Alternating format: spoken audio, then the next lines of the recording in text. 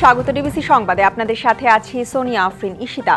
শুরুতেই জানিয়ে দেব আকিজ বশির গ্লাস সংবাদ শিরোনাম।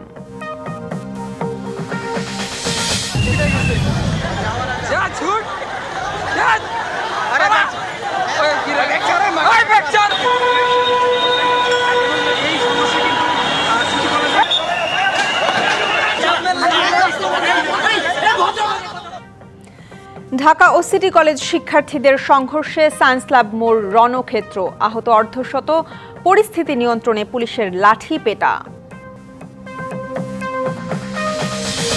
শেখ হাসিনা সহ পরিবারের সদস্যদের ফেরানোর কার্যক্রম শুরু। বাংলাদেশের নাগরিক হিসেবে টিউলিপ সিদ্দিককে বিচারের মুখোমুখি করতে চায় দুদক।